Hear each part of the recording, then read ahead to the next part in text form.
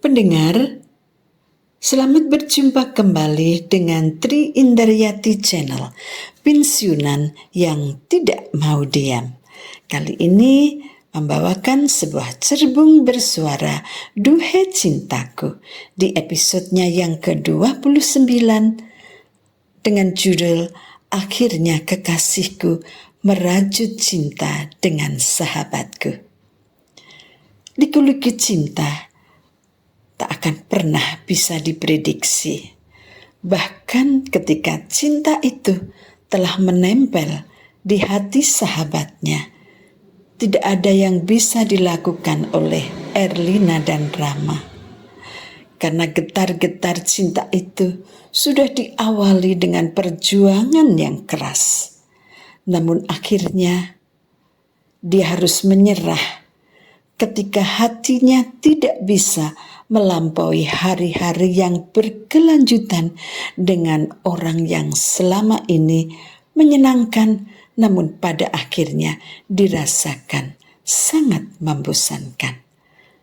Menarik diri dari cinta, itulah yang akhirnya dilakukan oleh Rama dan Erlina. Mampukah sahabatnya itu dilupakan karena telah mengkhianati cinta mereka? Atau mereka sendiri yang juga akan saling jatuh cinta serta menyatukan juga cinta mereka.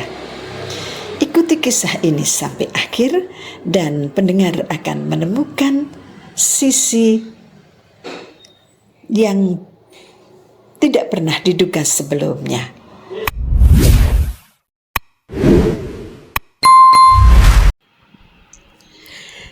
Cinta memang harus diperjuangkan, dipupuk, disirami, dan disiangi layaknya sebuah tanaman agar cinta itu tumbuh subur, berbunga atau berbuah. Tidak mudah memang merawat cinta. Overprotection, keinginan untuk menjaga yang terlalu berlebihan bisa menimbulkan kecemburuan yang meluap-luap, melebihi yang seharusnya. Kekasih yang ditempel terus, khawatir diambil orang, kadang tidak memberikan rasa nyaman, seolah kebebasannya dirampas sekaligus tidak dipercaya. Yang lebih parah lagi, sering timbul rasa bosan. Setiap hari bersama, apa-apa bersama, kemana-mana juga bersama. Nah, itu juga bisa menjadi hal yang membosankan. Di awal-awal sih seneng banget. Lama-lama bisa jadi bosan juga. Sebaliknya, terlalu dicuekin akan dikatakan gak sayang, gak peduli, gak romantis. Susah-susah mudah memang, tergantung bagaimana mengolah rasa yang menjalani saja. Asalkan punya dua unsur, yaitu saling mencintai dan saling percaya, maka cinta bakal nyantel terus dan langgeng. Cinta juga adalah sebuah misteri, bisa datang dan pergi sesuka hati, bisa datang kepada siapa saja dan kapan saja. Ketika kita berada dalam genggaman cinta, bahagianya, suatu perasaan yang tidak mudah dilukiskan dengan kata-kata, meskipun oleh seorang penyair sekalipun. Namun jika cinta itu pergi, memaksa kita menjerit, menguras air mata, dan mendera batin kita tanpa ampun. Susahnya jatuh cinta. Tanpa sepengetahuan Rama dan Erlina, ternyata cinta bertaut di hati Ara dan Hendra. Seperti bertukar kekasih ya. Seringnya bertemu baik di acara resmi, urusan kerjasama perusahaan maupun untuk urusan pribadi, formal maupun basa-basi, mereka menemukan sesuatu yang lain. Ara yang sederhana tapi cantiknya nggak ketulungan, tidak terlalu heboh dan tidak terlalu suka basa-basi, lurus-lurus saja. Ya, memang itulah kepribadian Ara.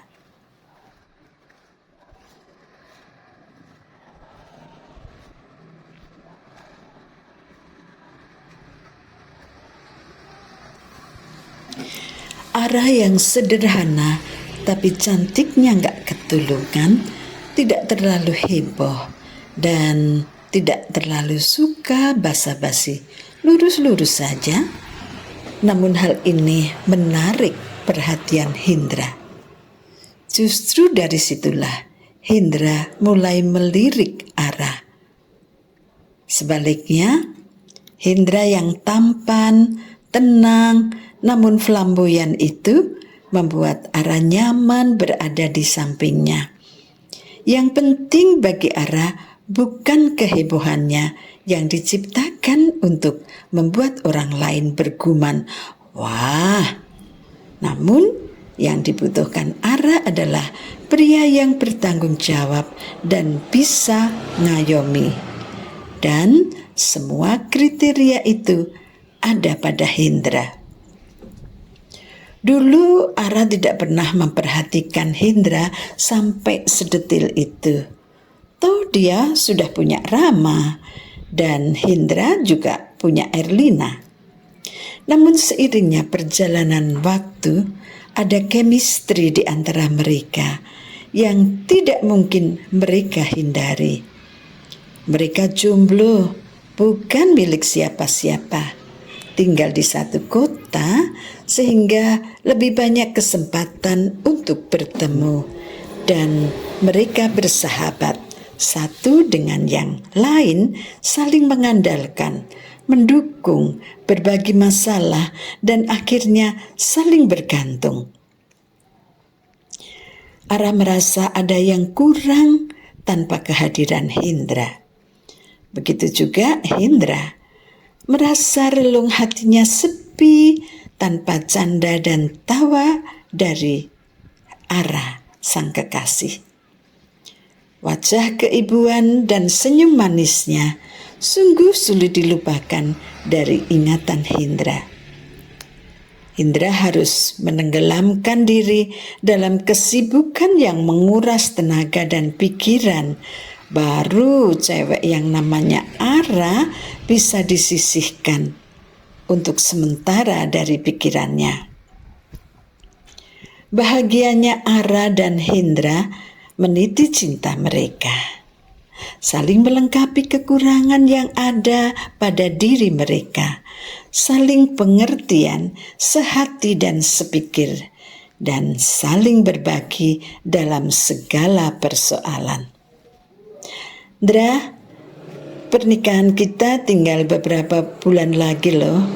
Gimana ya caranya memberitahu Rama dan Erlina? Apakah mereka dengan legowo bisa menerima keputusan kita ya? Hindra tidak bisa menjawab pertanyaan Ara. Dia garuk-garuk kepala. Dilanjut dengan tawa yang tidak mampu ia tahan. Ara pun ikut tertawa, menertawakan diri mereka sendiri. Mengapa mereka bisa jatuh cinta di tengah-tengah manisnya persahabatan mereka? Sekarang atau nanti akan sama saja, Ra. Kita harus memberitahu mereka. Dan mereka pasti akan tahu juga kok. Daripada mereka tahu dari orang lain, lebih baik mereka tahu dari kita, iya kan Ra? Terus cara memberitahunya gimana ya Hen? Hindra berpikir sejenak. Dia lalu mengambil kalender meja yang ada di pojok ruangan. Ditelitinya dan akhirnya, Ra, lihat, besok tanggal 21 itu tanggal merah. Ditambah weekend 2 hari. Berarti kita libur 3 hari dong. Dan itu berturut-turut. Kita suruh mereka pulang yuk. Kita adakan pertemuan berempat. Nah, saat itulah saat yang tepat untuk memberitahu mereka. Benar-benar, ide bagus, Ndra. Kamu undang Erlina dan aku undang Rama ya.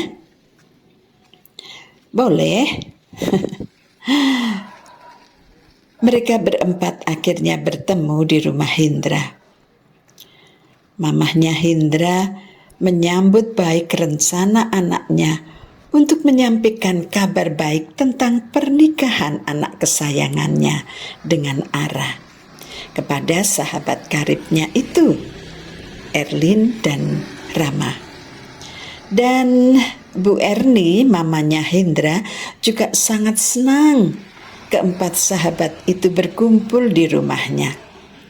Ia telah menyiapkan berbagai camilan yang ia buat sendiri. Ada combro, empek-empek ala Palembang, dan rebus-rebusan, pisang rebus, jagung rebus, dan edamame. Mamanya Indra juga menyiapkan makan siang lengkap. Salad buah untuk appetizer, brongkos daging, telur, tahu, dan kacang merah. Kerupuk udang dan emping juga disajikan. Ketika akhirnya mereka berkumpul, suasana menjadi sangat meriah, penuh hingar-bingar, tawa ria yang tak putus-putusnya. Camilan dan makan siang pun mereka lahap dengan penuh kenikmatan. Mereka mencurahkan kerinduan mereka dengan saling bercerita tentang pekerjaan, sahabat-sahabat di kantor, dan juga tentang kehidupan keseharian yang penuh dengan kebahagiaan sebagai jomblo. Nah, setelah hingar-bingar itu selesai, Hendra mengajak teman-temannya ngobrol di taman di bawah pohon mangga yang rindang. Di situ ada gazebo-nya. Sesuai dengan skenario yang sudah dirancang Hendra dan Ara, tibalah saatnya rancangan itu dilancarkan. Rama, Erlin, saya dan Ara mau ngomong serius nih. Hendra memulai pembicaraan. Dengan hati-hati ia bicara. Sedapat mungkin dibuat wajar dan rileks. Namun tetap saja dia deg-degan. Ada apa sih kok kayaknya serius sekali? Rama bertanya sambil menepuk-nepuk pundak Hendra. Mau ngomong apa sih, Ma? Kok kayaknya gawat? Gini loh Ma dan Erlin, saya dan Ara mau menikah. Apa?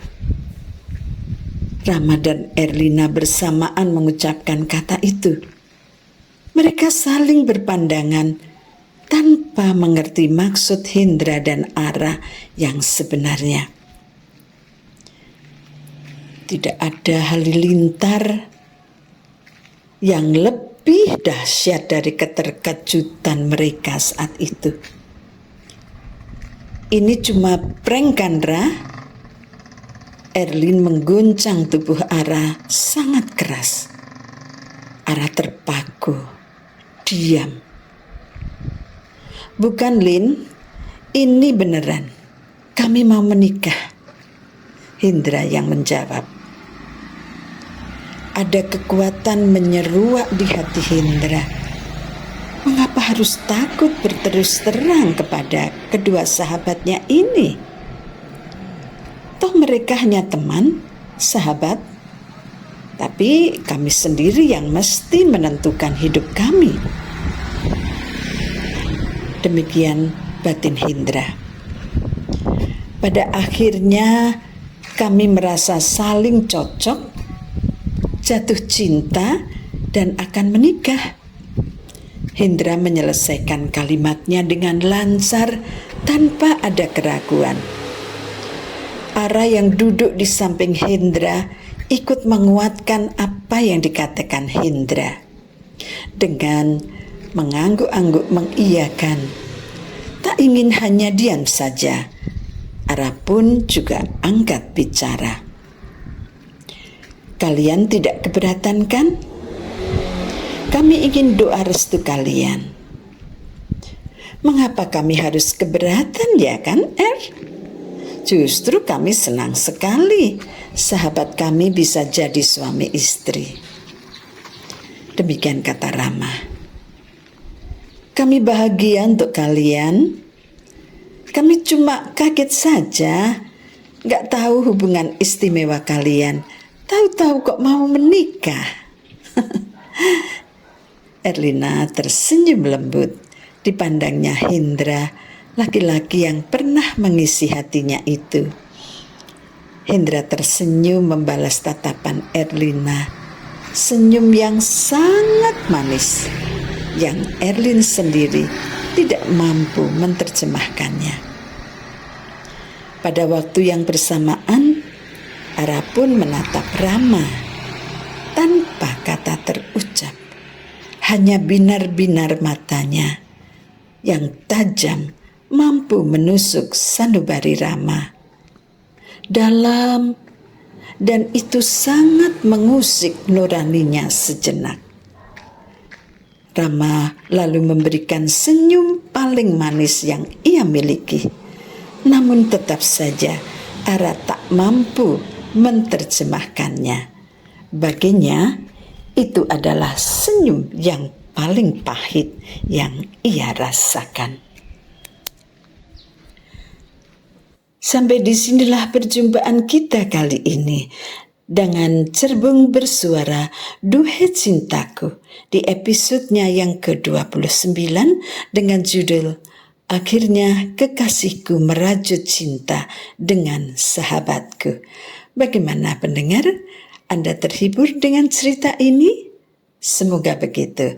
Sampai jumpa kembali di episodenya yang terakhir, yaitu episode ke-30. Sampai jumpa, terima kasih dan Tuhan memberkati.